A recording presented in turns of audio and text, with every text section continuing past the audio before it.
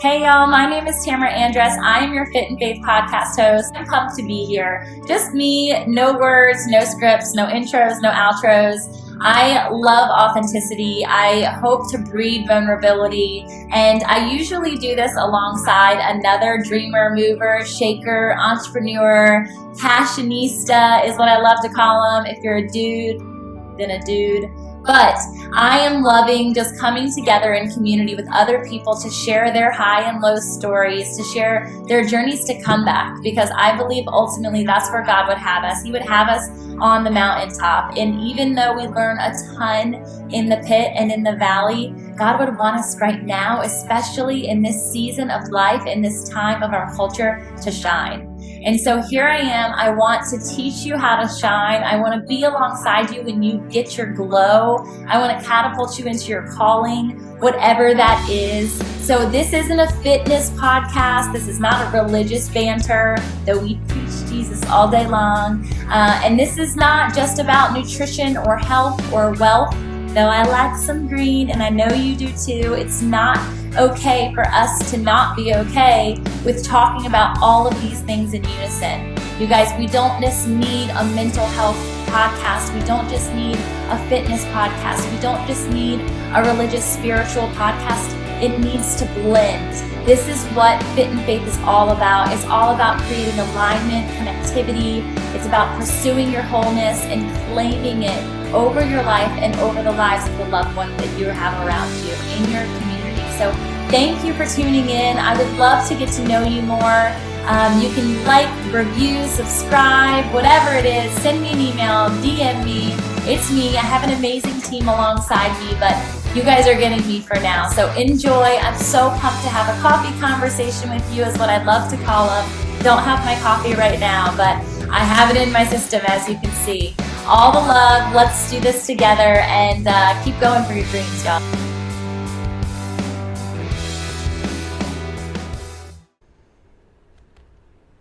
Hello, Facebook fam. I'm so excited to be here with you guys today. I swear it doesn't matter if somebody's in studio or not in studio, or if I'm doing an intro and outro. I always put my hands together in prayer mode because it just makes me so excited, so grateful that we have this opportunity, especially now with this social distancing. One of the guests that's on today, he literally just said, isn't it wild that you prepped all of this and this was a part of your plan before the plan unfolded of this time of social distancing? And it's really wild and takes me aback all the time. So I'm pumped to introduce you to today's couple. I don't know that I've actually had a husband and wife on collectively. I've had multiple husband and wife pairs come on, but they've got to speak individually. So this is going to be a fun adventure for all of us. And David and Erin are passionate people pursuing the Lord, which of course during this time we need that light. And so I hope today with what they share in their journey, in their testimonies, and in their personal passions and collective passions, that you feel inspired and that you find some hope in the midst of what feels a bit like a tragedy, a bit like we're stuck or in isolation. And ultimately, I think they share the passion that that's not the case, that there's good news in the midst of all of this. And I'm excited for them to be here today. So David and Erin, they are over there. You can see them right now, but they're setting up, making sure that they're live on their Facebook pages as well. But I'm going to let you guys take the floor and just kind of share your story. I don't know where you want to jump in or how awkward that is, but I'll help probe conversation too. So welcome. Yeah. Hey, man, we're so thankful. We're just so thankful to be able to just share with you this morning and just get to know you a little bit and to hear your heart about just how you're investing in other people and empowering those people around you and in your community. And man, just so awesome. But we really are a story that started perfect, and then went really bad, and we were a statistic. Honestly, we were a statistic. We were dead as individuals. We were dead as a family. We were dead as a marriage, and God just really brought that back full circle and through restoration And so Wow. anyway, That's it sounds similar to my story. So I'm excited about that. And when I first got in touch with you and read some of the things, and I don't know all the details yet, but I found it. I was like, oh wow, this is really purpose. And I actually had personally invited a couple people to this live experience from their own homes because I feel like what you guys have walked through, and again, not even knowing the details, marriage, in our culture today is such a place of brokenness, and it has such an opportunity of covenant and like really grasping love and really grasping relationship and communication and all of the things that I know God intended for it to be. But culturally, we have just not been shown the example that I believe God scripturally wanted us to and shows us on a consistent daily basis. So what was the, you used the word perfect, and I have to go here for a minute because this is literally my testimony, okay? I hate perfectionism. I hate it. I hate the word. I hate the concept. I hate the striving towards, but I lived 20 plus years, a lot more than 20 years in that state of striving, in the state of thinking and expecting myself and my relationship, specifically my marriage, even my children, to be to that space. And because it was a constant word that was utilized, oh, your family is perfect. Oh, you guys are the perfect. You're the Barbie and Ken, and your love story is amazing. And we never fought, right? They would say like, oh my, we've been together for 5 years, and I can count on one hand how many times we've disagreed. Y'all, that is not okay, okay? Disagree with your spouse. Have healthy conversation, constructive growth together. It's so necessary. So I want to hear, like, what was that storyline? What was the meet and greet, the meet cute, if you will? Well, we kind of fell into it, I think, by design of our background. Okay. And you understand this as we move forward, but we both come from good, strong Christian families. Mm-hmm. So automatically you know how to act, you know what's expected, you know what to wear, you know where to go, you know what to say. And so you automatically have all that surrounding you. And so not only do we come from good Christian families, but we both were Christian school graduates. All right. So there again is the next level of why we do what we do. Right. Yeah. Exactly.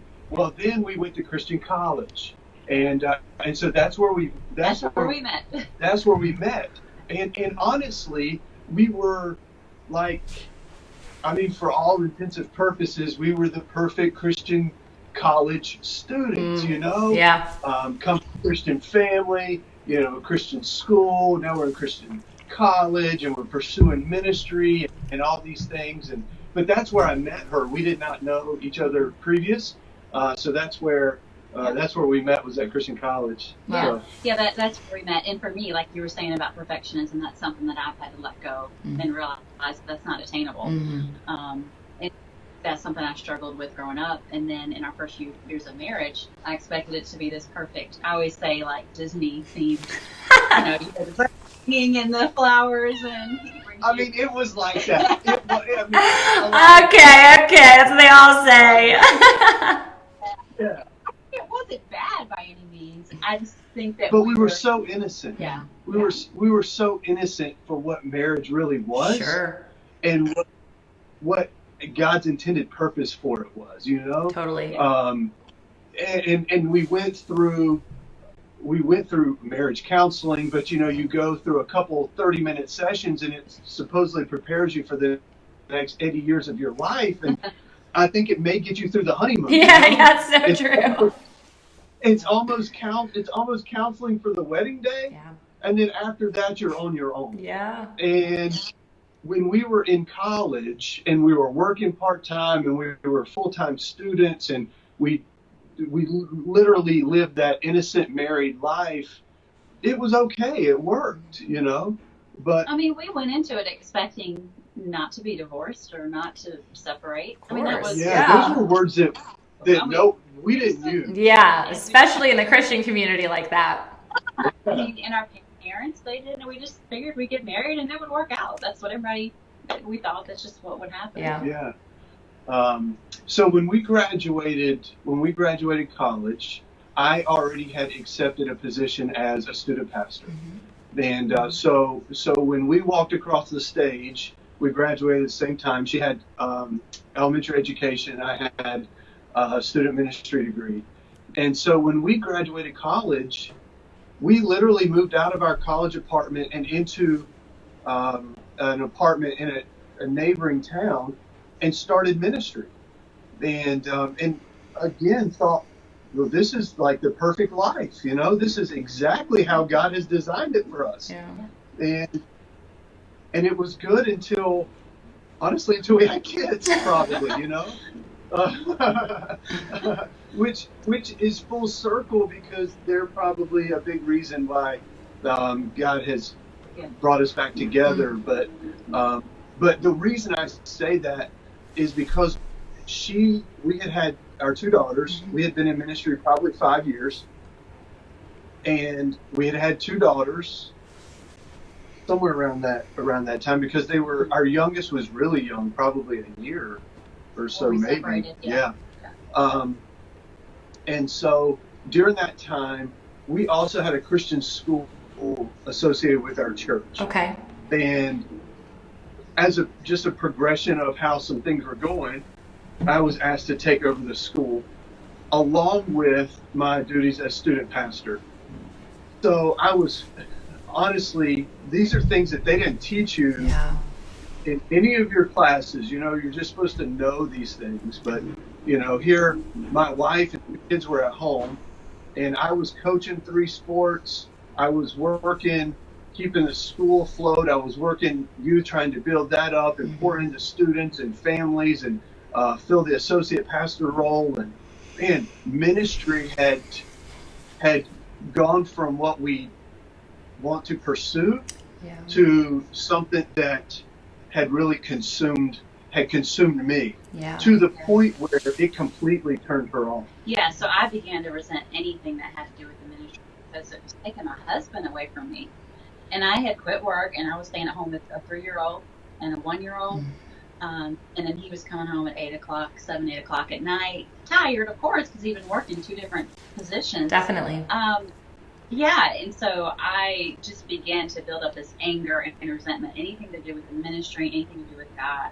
I thought, why is he taking my husband away from me and my kids, where I felt like we were just getting scraps, leftovers. And this started to build and build and build in my heart. No outward signs really towards him, because for us, we didn't communicate either. We are not fighters. We're not yellers. It was like that's still something that we know. Like that hasn't changed. So we have to work on that. That is something that we have to be intentional on, is communicate. I'm glad I started with that then. I'll give you some insight on how me and my husband have approached it, because it's hard. It's hard when that's not your natural tendency, where, you know, oftentimes if there's the fight or flight, there's usually a fighter and there's a flighter. But me and my husband are both like, bye. We're not going to address that, right?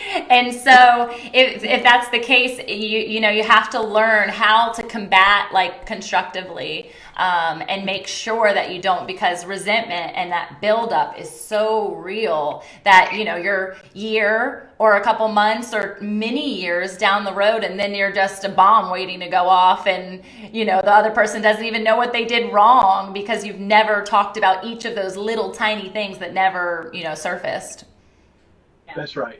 And that's almost exactly what happened to us. You know, we weren't communicators. We didn't know how to communicate above surface area marriage type stuff. And so because we hadn't done that, she was having some issues with my work schedule, what I was putting in at work. I didn't even notice it, you know, because I'm working, I'm coaching, I'm doing all these things, I'm leading, I'm doing all these things in the name of Jesus, you know. And that, for me, that made it worse. And that made it worse. But what I didn't know and what I didn't realize was that my first ministry was at home. You know? Nowhere ever was I told that, coming through all of these things. Even in college, they didn't even teach that.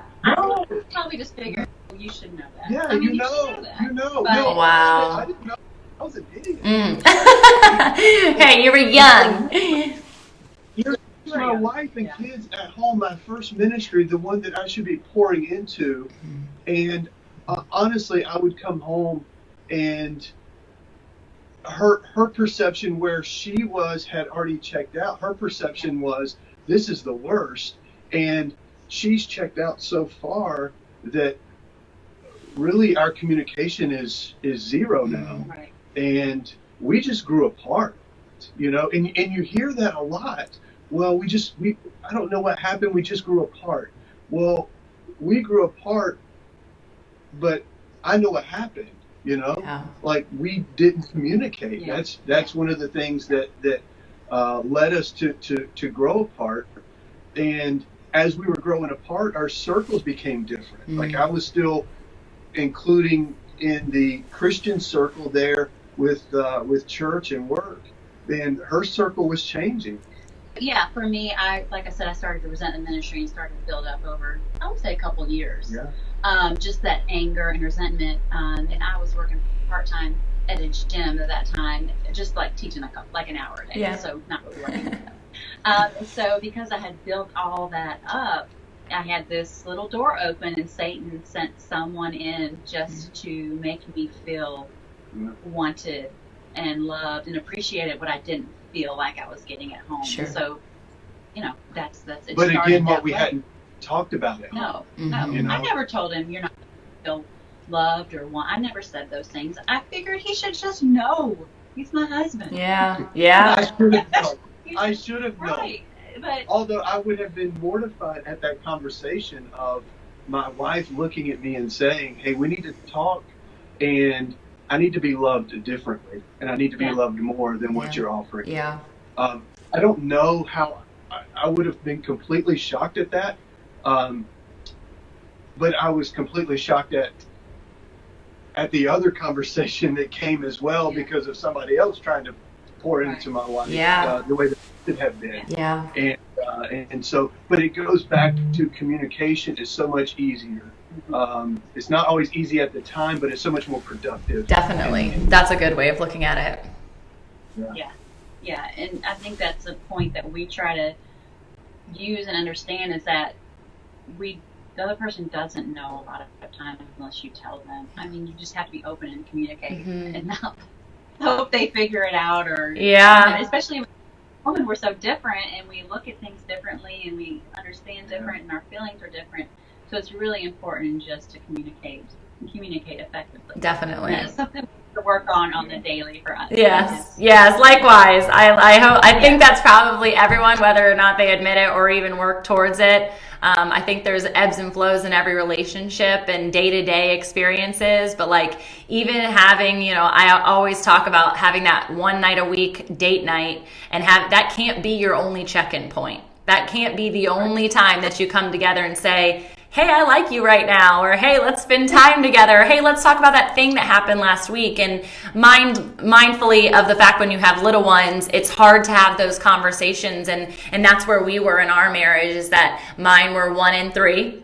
Or 1 and 2, barely 1 and 2, and just like never communicating, because I was probably more similar. Well, David and I, in the sense that I was 24/7. I was running 2 full-time businesses. My husband was running his own business. So we were both out of the house, and my kids were taken care of by my mom. And we were 2 birds passing in the night. Like it was so hard to find that footing. And even when we did, the kids took the priority, right? Because they, at that age especially, they need you. Like I was still nursing. I'm still like cooking every meal and all of the things, trying to live that perfect life and then wondering inside, how are other people doing this? How is this working for anyone else? Because it is not working for me, and it wasn't working for him. And it was a matter of realizing that from a striving place, I was still striving for things that I wanted in a worldly way, even though I had what God had already gifted me at home.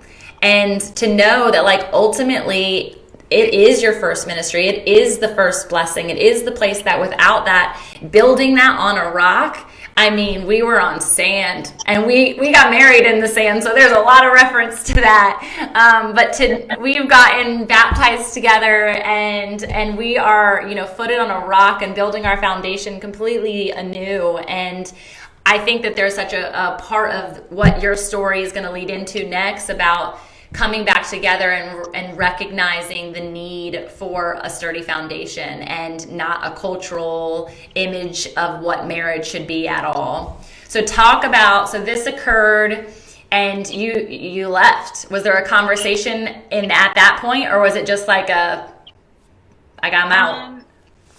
We still weren't really communicating. I just told him that I was done because I kind of blamed it on him. Yeah. I said it was his fault because if he would have done this, then I wouldn't have done that. Yeah. That's the point I was at. Yeah. And we went through times, we were apart and divorced for a total of 8 years. So we went through periods of counseling, times where we moved back in together. All that really kind of at the start though, right. Because how I found out about, was kind of when text messaging was just getting started. And I had gotten text messaging on my phone because I was the youth pastor, and but she didn't have it and didn't, well, we don't need it right now. It's like when it still costs, and per text. Yeah, per text. And so one morning I saw a text pop up, and I was like, well, that's odd.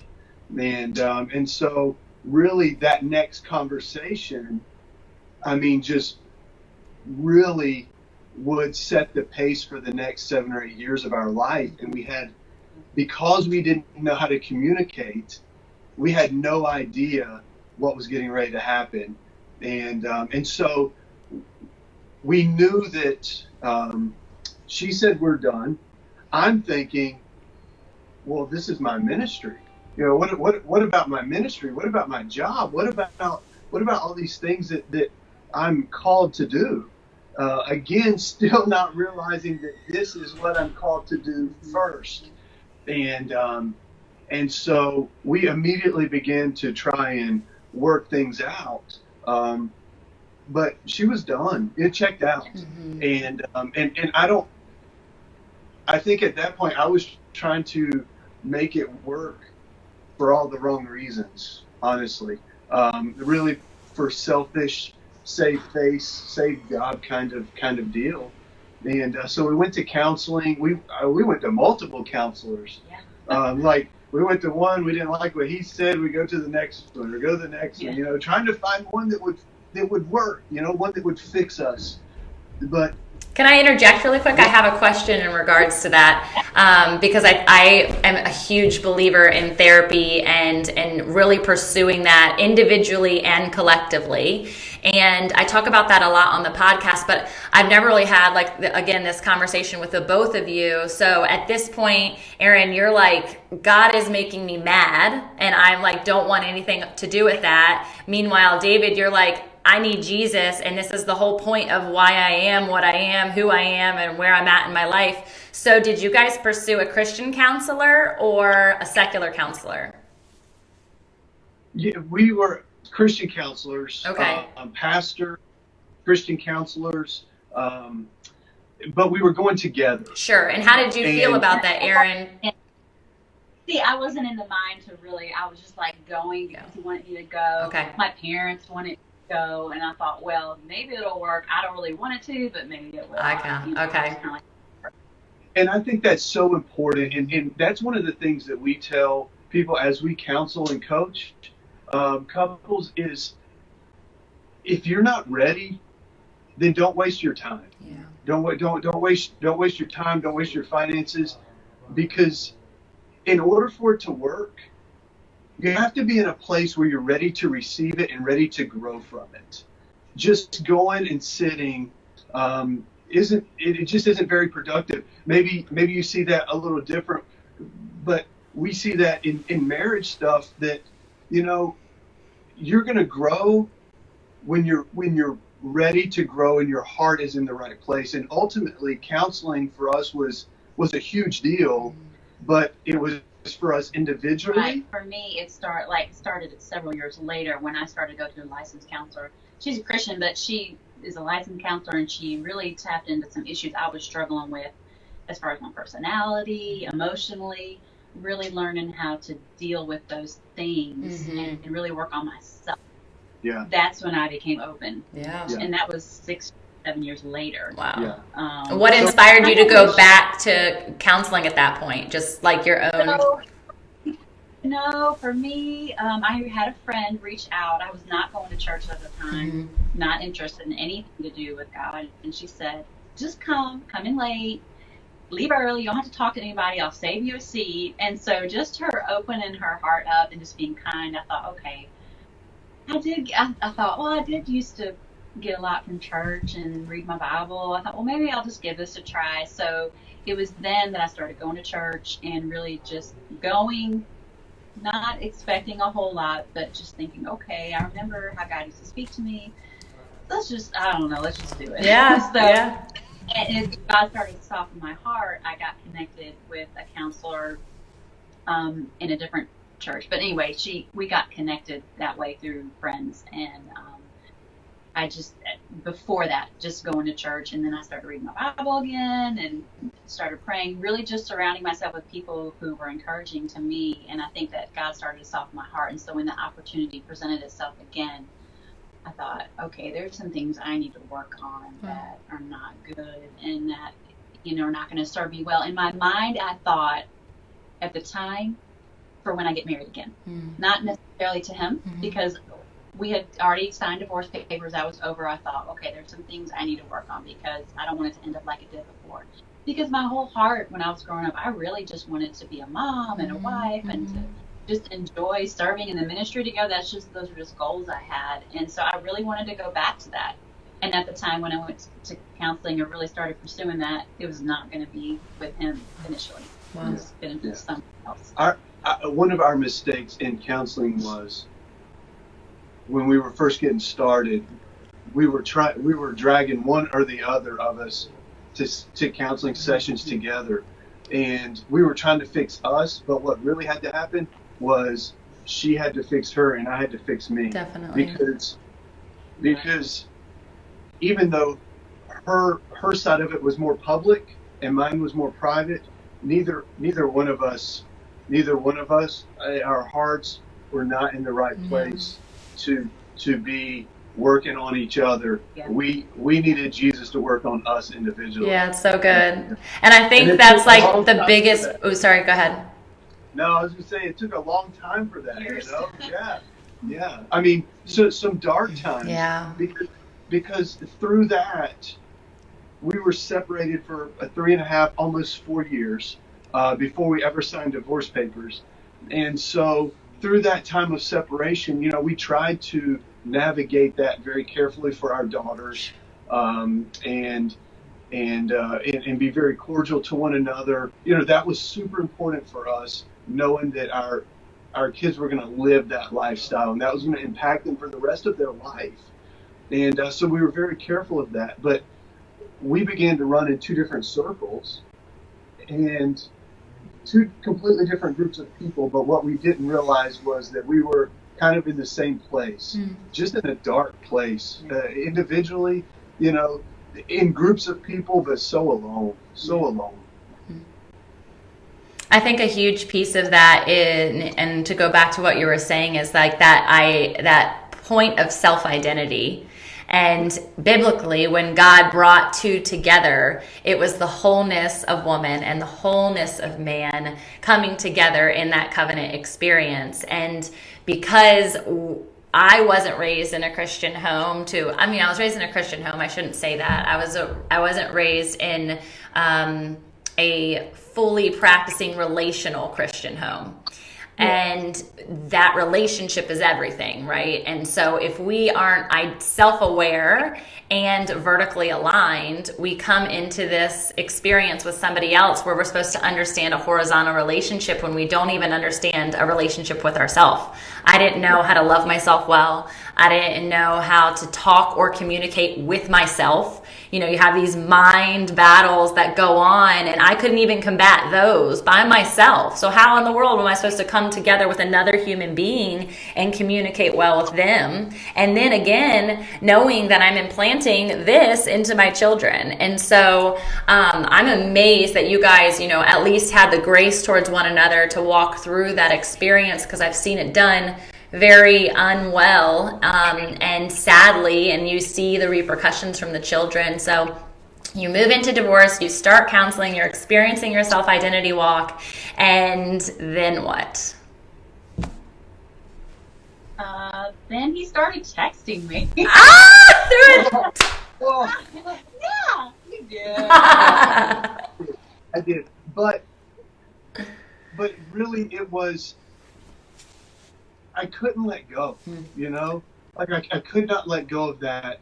And, you know, by this time we're probably 7 years apart, and so many other experiences and so many other people, you know, have different ideas for you. And you know, I had one person say, well, one day you wake up and you'll never even miss her. And that was never my experience. Yeah. That was never my experience. Like, she was always on my heart, and I knew that was who God had for me.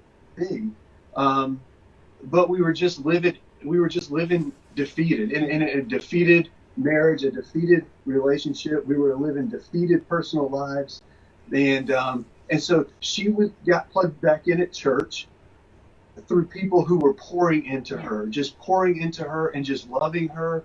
Again, we were a little closer, but we weren't in the right place spiritually. But we were getting there. God was working. We were open, and had people pouring into me and people pouring into her. And I knew she was back at church, and I knew she was serving. I knew she was going. I knew she was growing, just from what I could see and from what people were telling me and what the kids were telling me. And I knew I was growing. But one day, our youngest daughter, who was probably, I don't know, she might have been like 5 or 6 at the time, probably about 5. She asked me, she said, Dad, will I ever know? And through this, we tried to be very open with them. You know, we don't want to live secrets. We want to be open. This is going to be your lifestyle, and we want to help you navigate through this. But one day she said, Dad, will I ever know what it's like to live in a house with a mommy and a daddy? And completely wrecked, you know? Like, how do you, our kids ask us questions all the time that we just kind of try and make up answers for. And like, what do you say, you know? And that crushed me. And I thought about that, and I said, honey, I said, if I can do anything to help that, the answer will be yes. And at that point, God used that to say, we're not done. We need to give it another try. Yeah. And so I just began. I know it was centered around that conversation that God used to kind of influence my heart to say, let's just see if we can work this thing out. And so we just began texting small stuff like, hey, good morning, or At first, I was like, why are you texting? Well, I was. I was just kind of like, this is over, this is done. I feel God was working on me, but I had put that part of my life, I felt like I had put it behind me. Sure. And I was trying to do the right things of where I was right then. Well, I kind of played it not so well at the beginning. Like, if I knew she was out with friends, or if I knew she was out with someone, like, I would text her then, hey, just want you to know I'm thinking about you. Like, I want you to think about me. Nothing else, you know. So I didn't necessarily play it exactly right, but I mean, I guess I did. I don't know. But that's really just how it started, you know.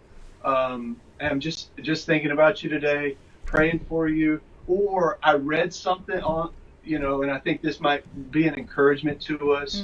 And so while we were just making these small talk connections, we were growing spiritually, and people were pouring into us. They weren't hating on us because we were still in sin, not living. We were still living imperfect lives, and they weren't hating on that. They were just loving us where we were, understanding that Jesus was going to have to claim that. And little by little he was, and putting our thoughts and our minds back together. But I think she still was, I was like, I don't have any other choices. And she's like, I got plenty. You need to hold on. Stop. But the Lord was really working. Yeah, and so I don't remember when, but he said, you want to go out on a date? And so we started dating like secretly, just because we didn't know if it was going to work, and we didn't want to, give our daughters, especially, we didn't want to give them any kind of false hope. Sure. And so we dated secretly for a while. Yeah, because by this point, we had been apart over 7 years. So the hopes of family and friends and people of us getting back together, 7 years, those are long gone. Yeah, sure. Everyone has accepted just where our family status is. Yeah. And so the last thing we wanted to do was give anybody any kind of hopes that we were going to make it. We didn't even know we were going to make it. So we didn't tell a soul for a while, probably several months. Yeah, and so then he asked me to marry him again. But we had started telling people. Like, surprise! That would be an interesting surprise wedding. He asked me out. He did it kind of privately because he said, I don't know if you're ready for this. I'm ready. So it was really sweet. Like, if you're not ready, you don't have to wear this got me a new ring and everything. Wow. He said, if you're not ready, then, I want you to take your time and pray about this. And at that point, I knew in my heart that God wanted us to be together again. But I still was looking for this feeling that I had when we first met in college, and I was looking for that feeling again. And I didn't have that. And so I was scared and unsure. And so I just went in knowing that God wanted me to marry him, and really learning as we, got married in the last 3 years that love is not about a feeling. Yeah.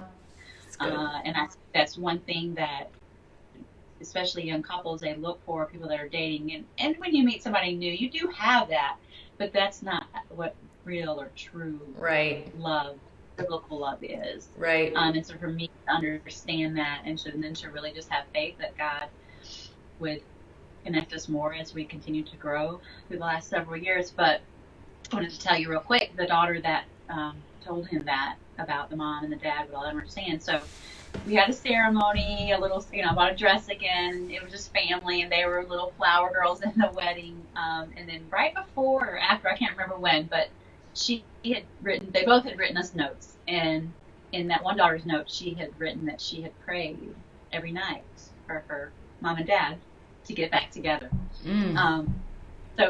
For us, we really believe that God used our children to connect us and bring us back together. Yeah. I always think if we didn't have them, I don't know. I mean, you don't know, but I really don't. They God definitely used them as a catalyst to us even looking at restoration.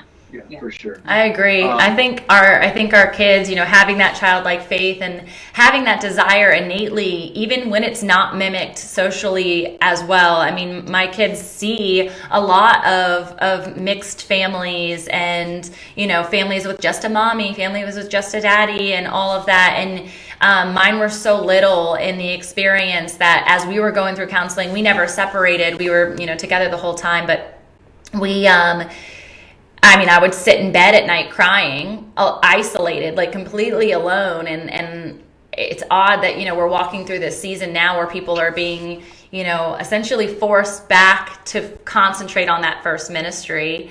And I pray that there is communication, and I pray that they aren't feeling completely alone and isolated in that experience, because it is one of the loneliest things ever. But I remember laying in bed all the time with my 3-year-old at the time, and I would be laying in bed for him to go to sleep, and he would see me crying. He would just like wipe a tear away, and he would just say, "Mommy, you don't have to be sad.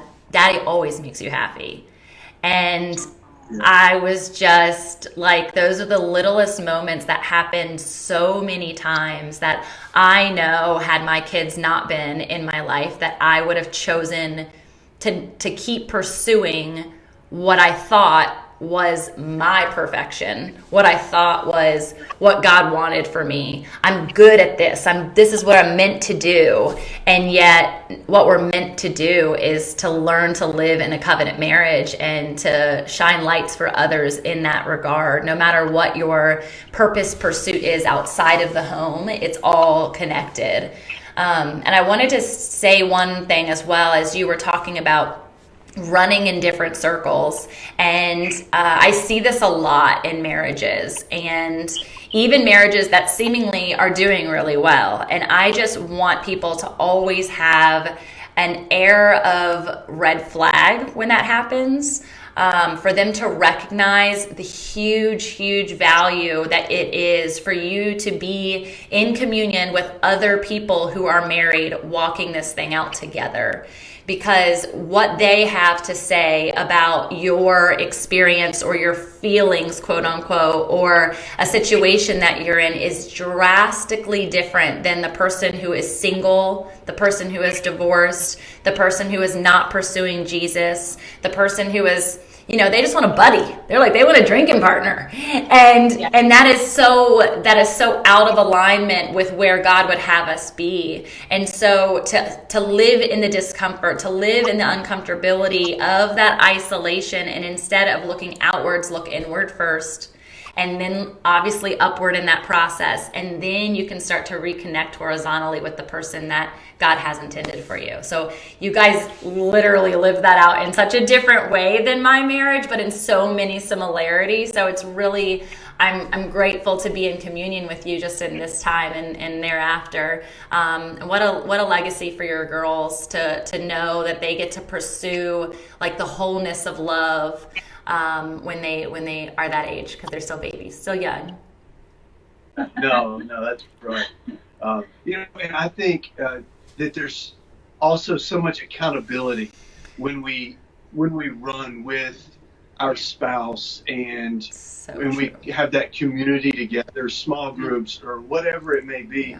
There's just accountability with that. Definitely. And one thing that we have found is just accountability is so good, and we didn't have that before. We didn't know that we needed it, but now we just know. Hey, we are we are human, and need each other, and we need accountability that God puts in our life. But as we got remarried, I think that was probably. It was just a full step of obedience. Mm-hmm. We had no idea what we were stepping into. Like, we were more scared that time than we were the first time. The first time when we got married, we were in love and we knew it was going to work. Yeah. Yeah. The second time, we're like, I think I love you, and I have no idea if it's going to work. So for me, I started to use communication, because my counselor said, "This is, you need to work on this." And so I told him, I said, we were in a very small town. We moved there when we left college, and we were there for 15 years. And I said, if this is going to work, I said, I think you're going to have to leave your ministry where you are. Mm-hmm. I said, I don't think that I can survive here. Just mentally, just some of the things I had been involved in, I didn't feel strong enough to face that every day, because it was a small town. Yeah, definitely. Not that I was given an ultimatum, but I said, I really want you to pray about this. I don't think that I can stay where we are and our marriage survive. Right now. But at that point, I knew that this was my first ministry. Like, God had brought me to that point where I knew what I was pursuing. Yeah. Everything else was second place to us fixing our our marriage and our family. Yeah, and when I had approached him with that, I didn't know, but God was already laying the groundwork for some opportunities that had been presented to him that he had said no before, but then he was able to say yes to. Yeah. That's awesome. Yeah. But, I just want those, there's someone listening that is struggling with, I just don't know if I can do it anymore. I just don't know if it's right. And I think we are where we are today because we stood on top. We got married at a lake on top of a boathouse. Awesome. There was a pivotal place for us that God used He used that family and He used that place over the years to make sure that we were always connected with one another, like always seeing one another, taking the kids there, dropping them off. And so we wanted that to be just a landmark for our relationship. But it all came back to, we're just going to be obedient. And we have no idea what that looks like. We have no idea what the road ahead looks like. We have no idea, honestly, what is in store. But we know right now that God would have us to be obedient. And He had protected us in all of our disobedience. I mean, and went back past that. He had protected us in all of our disobedience to give us that place at the top of that boathouse on that February day to stand in obedience. And it's just, we're just so thankful for that. But so beautiful. It's so wild. Like I haven't remarried my husband, but we talk about it all the time. I did re-propose at one point. I didn't propose the first time, but I proposed this time. And it was, one of those things that it feels like, how do I say it? Like even the representation of the ring, which, I've since married other, Christian couples. And in that we talk about the circle of the ring and all of those things. Like no earthly representation of marriage exists in a tangible to me. The only earthly representation that exists for me is literally when we are connected, one together, like in intimacy. That doesn't necessarily mean in the bedroom. It's great, but in literally connection, right? Where you can just be with that person. And the song that speaks to me so deeply in that is Tyrone Wells' Fully Known, where I can just look at him and he can look at me, and all of the hurt, all of the pain, and then all of the highs and all of the beautiful moments, and he knows me. And that is ultimately who God sees every time He looks at me. And so to have that comparison, to know that He looks at me just as much as a daughter as He does as a wife, and that might sound really weird, but that representation of fully knowing someone, He adores me, He protects me, but yet He wants me alongside of Him, and I'm the mother of His children, and all of these pieces. It's so much deeper than a ring. It's so much deeper than even a marriage ceremony. But there is so much covenant to that when Jesus is involved. Yeah, no, that's right. That's right. And He gives the perfect picture of marriage, and that was a verse that was really He used in my life in Ephesians. Husbands, you're to love your wives as Christ has loved the church and gave Himself for it. Mm-hmm. And as we were walking back through this, there's no way that I can love her like Jesus wants me to love her until I fully understand the love that He has for me. Yeah. And when I understand the love that He has for me, then I can love her the way that He wants me to love her. And I mean, that was an awakening for me. Yeah. That this is not some superficial, arm around you Sunday morning kind of deal, and everything's okay. This is for real. Yeah. And I am to love her like Jesus loves me. And the only way I can do that is to understand the love of Jesus in my life. Yeah. And then pray that we can do, pass that on to her and then even to our kids, that they would see that and that they would see our love and look for that Definitely. their life. Definitely. And I think a big part of that, because I've always come back again to that word perfect, is knowing it, that I'm never going to get there. That even our marriage is never going to get there. And so for us to be always pursuing what Jesus would have for us, which is perfection, but being very honest about the fact that at the end of the day, he likely, because of he's human and imperfect, isn't going to be able to give me the fullness that I need. And so I'm sure Erin you've come to many conversations with yourself to say, okay, I'm acting in obedience. I don't feel the butterflies, but I know this is where God would have me be. God, show me the butterflies. Give me the butterflies. Like, give me the feeling. And I have had to find that feeling in Jesus. Like, God, how can you fill my cup to the overflowing brim? Because he's not going to meet me there every single day of his life. And I'm not going to meet him there in the same regard. And so knowing in my imperfection, in my humanness, that this perfect covenant marriage that God would have us do, we're still going to fall short. And so just grace, that's where then grace is the representation of us coming to the table, right? Like, I didn't get it right today. I went to bed without the kiss. I said the wrong things. I did the wrong things. I flighted instead of fighted. I do it wrong all the time. And so being in conversation about that also continuously, in this, not living in a state of apology, but living in a state of grace. Yes. And that was one of the things that I had to learn, because I expected him to fill me up and be what I needed. And it shouldn't come from him. Yeah.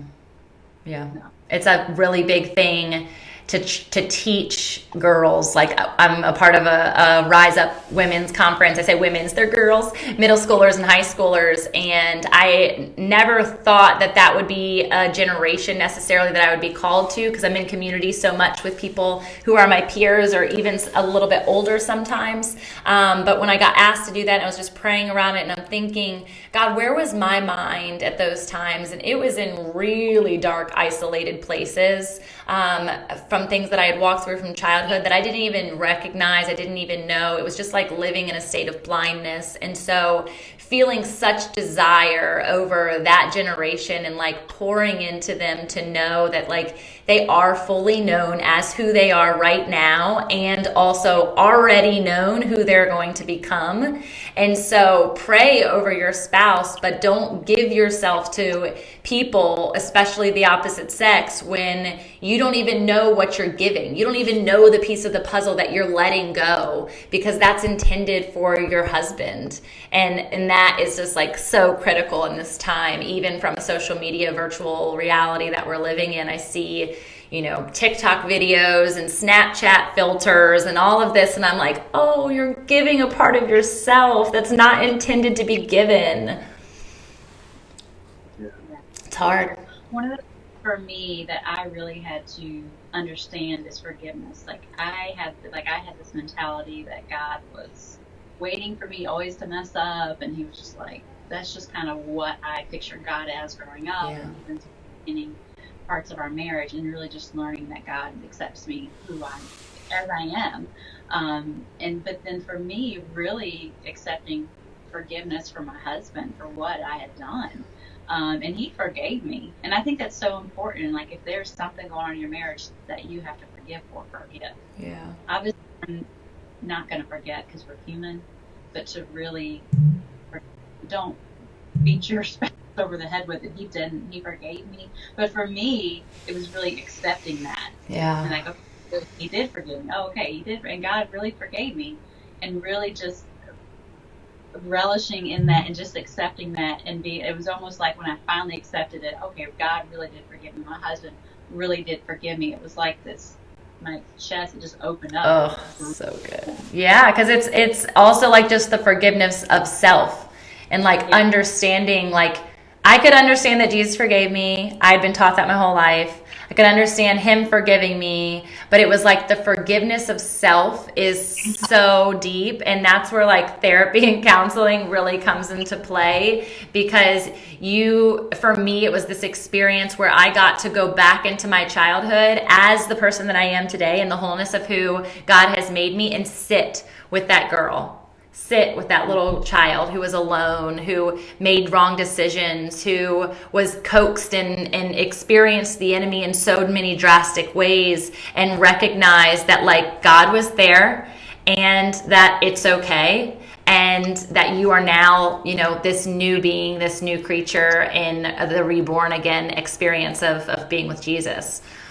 So there's so many levels, there's so many layers, but like, again, it all goes back to self-identity, your vertical alignment, so that you can come into relation with your spouse. So it's so beautiful, like the way that you guys have done that. So since coming back together, you now share your story and tell me about Family Fit Ministries. Like, what is that and the intent? Well, this marriage looks a lot different than the first one, because we purpose it differently, and there's a couple things that we do that are different. One of those is we have to be intentional about communicating, so we try and be better communicators. The second is we have to be intentional about spending time together.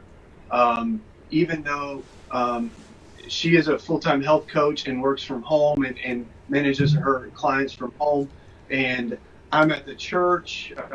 We live just right across the street from the church, but there's still office work and time and things that we're involved in, and then kids in school. Time can slip away, and so we just try and be intentional about spending time together. For us now, it's we get up early in the morning and go to the gym together, and we're running now. Yeah, I was like, oh, I missed that. I can't wait for that gym to open back up. I bet. But it's just little things that it's not always sitting side by side sipping hot coffee. It's just being together. It's just that time where you just I can see her. I was thinking this morning as I was running, and we had gone different paths. No, he runs faster than me. You don't have to wait on me. It's all right. I know, but we had gone different paths, and I had come up behind her. And she was a ways up the road behind me, but I just thought, Lord, I'm so thankful for that. I'm so thankful for the opportunity that I have to watch her, because I know where she's been and I know where she is now. And I don't know where you're going to take her, but I'm thankful that I'm along for the ride for that. And I'm just thankful for this person that you've created and put back into my life, because we're so undeserving of that. Yeah.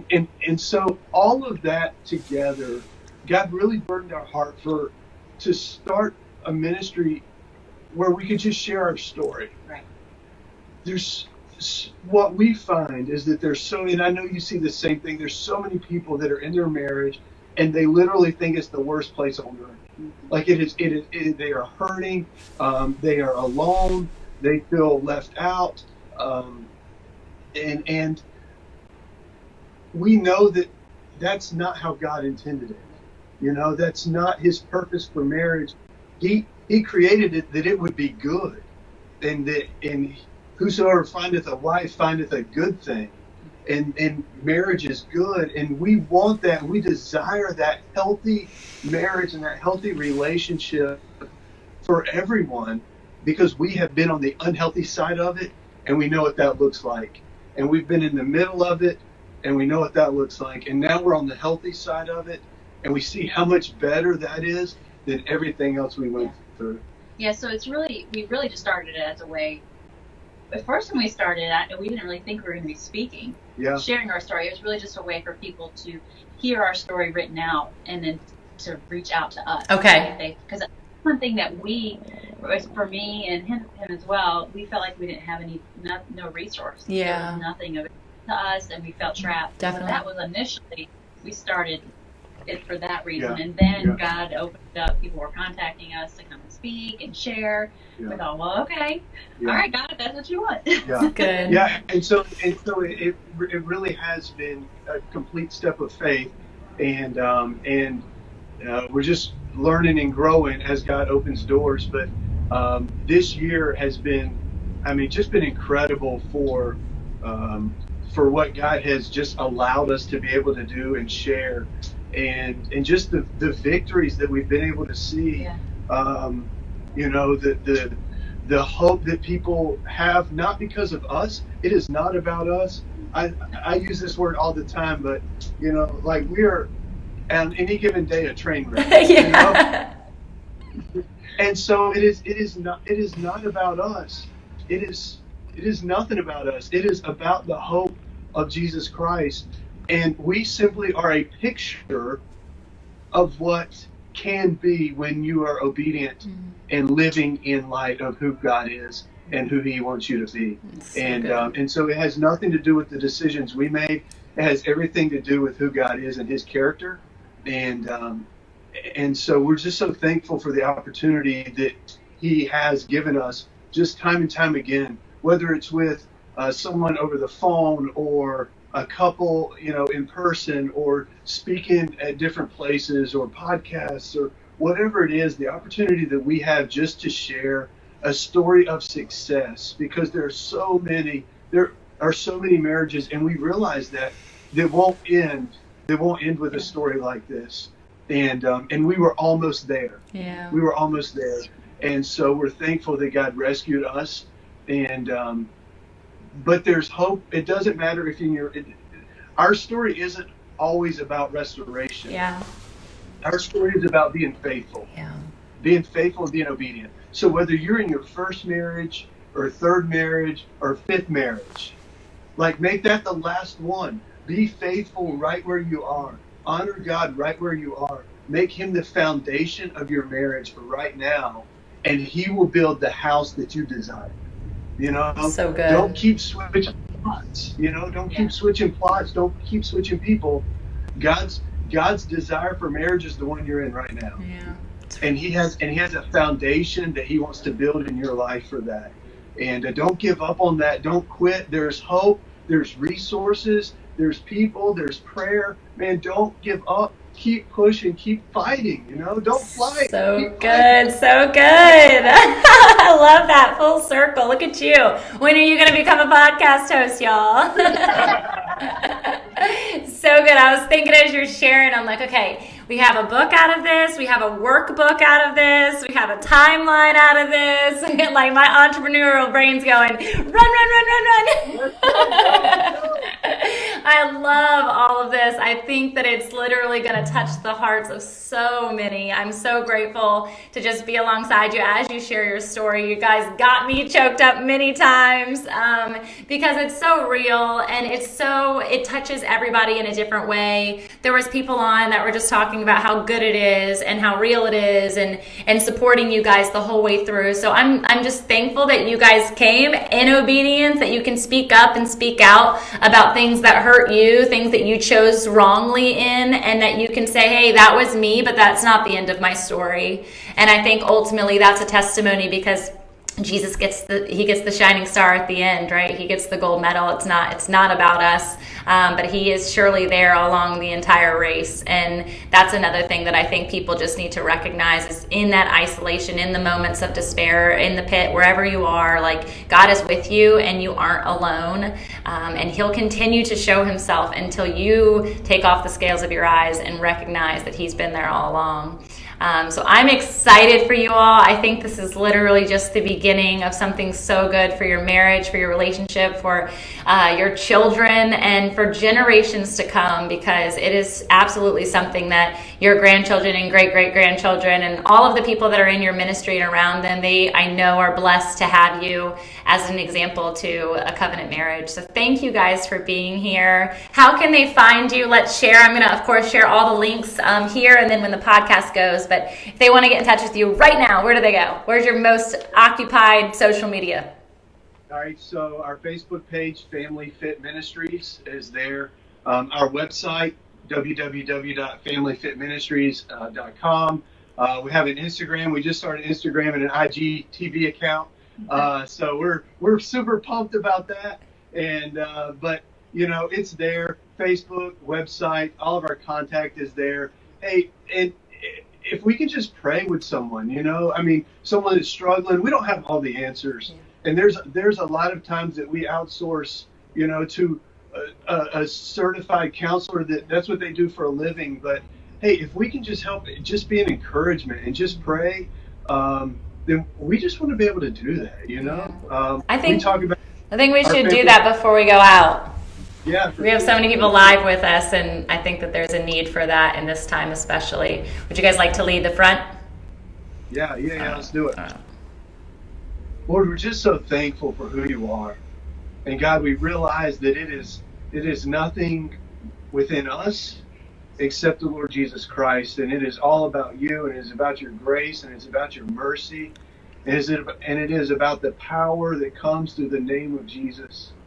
And Lord, we're just thankful for how you have shown that in our lives. And Lord, for bringing us to a place of obedience. And God, thank you for giving us forgiveness. God, thank you for the forgiveness that is in Jesus. Thank you for putting forgiveness in our hearts for one another. And Lord, for just bringing the restoration of our family together. Lord, we're just so thankful that you redeem and you restore and you revive. God, you have given us new life. And Lord, you promise to do that all through your word, that when we call on you and when we look to you and when we live in obedience to you, God, you promise to give us new life. Behold, old things are passed away, all things become new. And so, God, this morning we just rejoice in that. God, we're thankful for, Lord, just this platform, this podcast. God, we're thankful for these people who are listening today. And Lord, no doubt, there's someone this morning, God, that just needed to hear a story of hope. They needed to hear a message of encouragement. And God, they need a foundation built on the Word of God and the hope of Jesus Christ. And so, Lord, this morning we just pray that you would encourage hearts, that you would empower families, that you would increase communication, that you would provide accountability. God, that we might live lives that are profitable for the kingdom. And we'll thank you and praise you in Jesus' name. Amen. Amen. Thank you guys so much. It was such a joy to get to know you. Thank you for sharing. And we'll be in touch soon. Yeah, awesome. We'll see you. Bye. I'm Tamara Andress. I'm your Fit and Faith host, and I am so excited to just be here to share with you other movers, dreamers, shakers, entrepreneurs, pastors, whatever. If you've got a head and you've got a heart, I'm so excited to explore who that is, whose you are, and discover your wholeness, your health, your wealth, and your joy. I love to exude happiness. I want people to know that this is not, this came with trial. You guys, this came with a lot of effort. This came with a lot of lows and so many highs. And I want us to experience those together. This is a real community of dreamers, and I'm excited to help catapult your calling, your kingdom experience, the purpose of your imprint on the world, wherever, however that is. So come along for the ride. I'm excited to chat with you. Like, comment, review, send me a DM, send me an email. It's me responding, even though I have an incredible team. And so I'm just excited to get to know you. Let's connect, let's create community, and let's walk in our calling.